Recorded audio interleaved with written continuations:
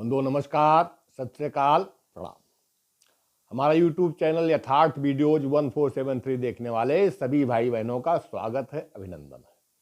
अभी चर्चा चल रही है कि रावण को श्री राम से युद्ध ना करने के लिए किस किसने रोका। मारीच, जटायु, हनुमान जी, इन लोगों के वीडियो अपलोड हो चुके हैं।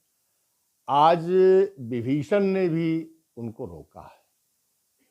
जब सारे सभा के बीच में सलाह मांगी गई रावण के द्वारा, तब विभीषण ने कहा, और विभीषण ने भी जैसे बढ़िया सा परिचय हनुमान जी ने दिया था, ऐसे विभीषण ने भी दिया है।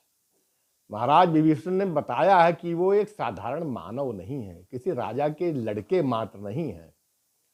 उनकी सच्चाई रावण के सामने जो विभीषण जी ने बताई या हनुमान जी ने बताई, वो रावण की आंख खोलने के लिए पर्याप्त थी।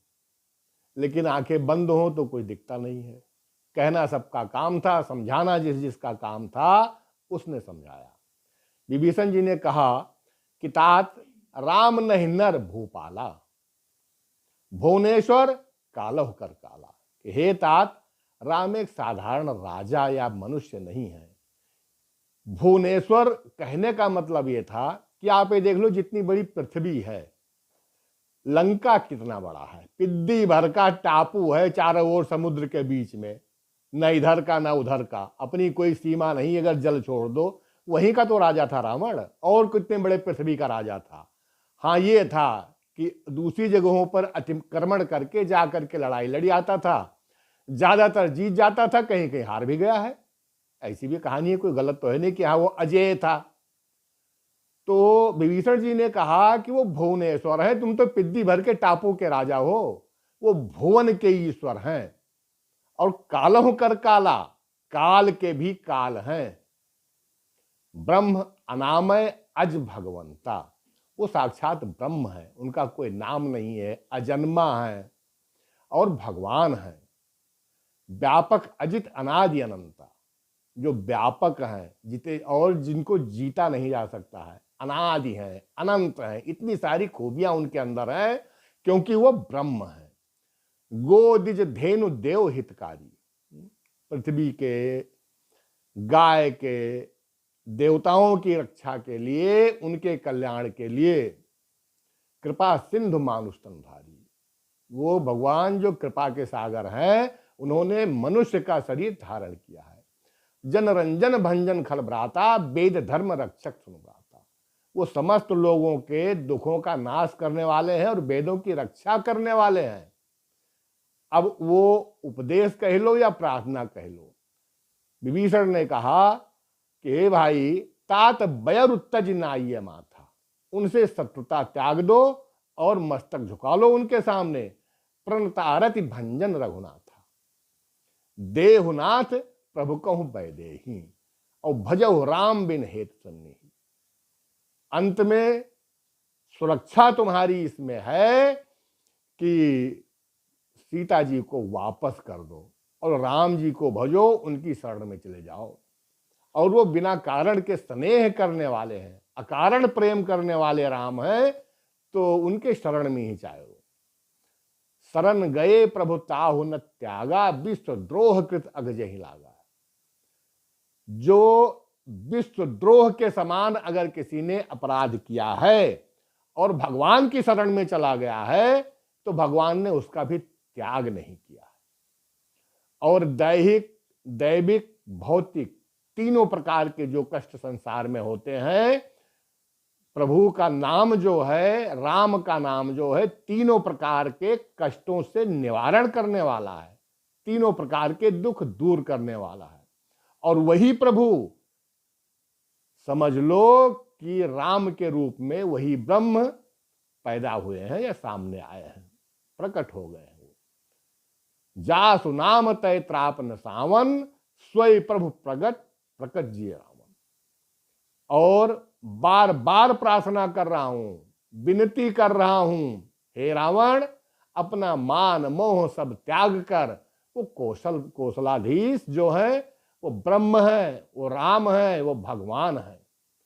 इसलिए उन्हीं की शरण में चले जाओ। बार बार पद लागहु विनय करऊं दस शीस, परिहर मान मोह मद भजहु कौशलाधीश। मुनि पुलस्त निज शिष्य सन कह पठई यह बात। पुलस्त मुनि ने अपने शिष्य के द्वारा ये संदेशा, यह बात कहलवा के हमारे पास भेजा है।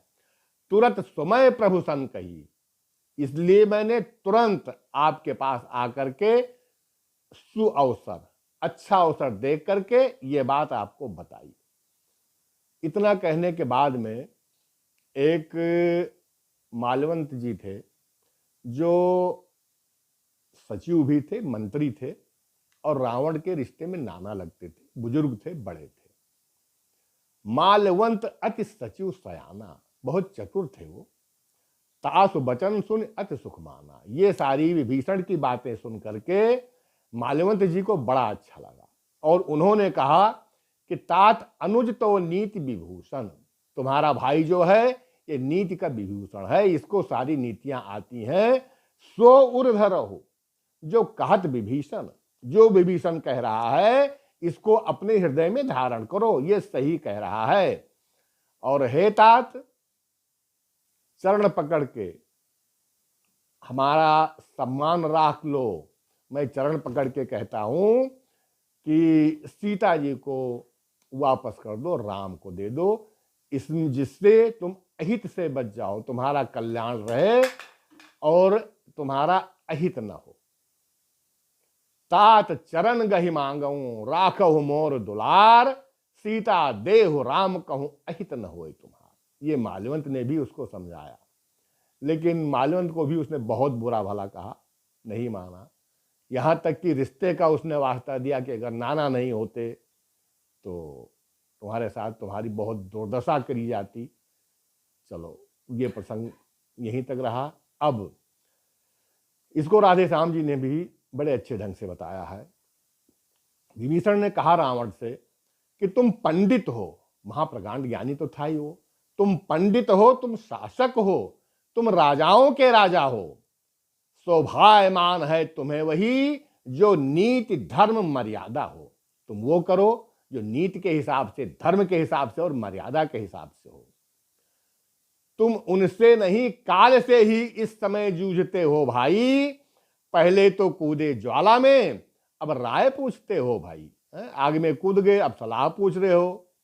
और इस समस्या का अगर जड़ से इसको खत्म करना है तो उनकी सीता को वापस कर दो, प्रभु राम से मित्रता कर लो और लंका का राज आराम से भोगो, तुम्हें फिर कोई कष्ट देने वाला नहीं रहेगा।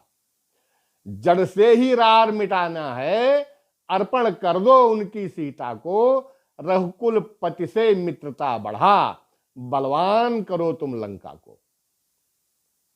और उन्होंने, विभीषण जी ने समझाया कि सीता जी साधारण स्त्री नहीं है, जगत जननी है, जगत की माता है, और उनको अगर तकलीफ दे रहे हो, उनको जो संकट दे रहे हो, तो अब तुम्हारा कुशल किसी तरह से नहीं है, तुम्हारा कल्याण किसी तरह से नहीं है।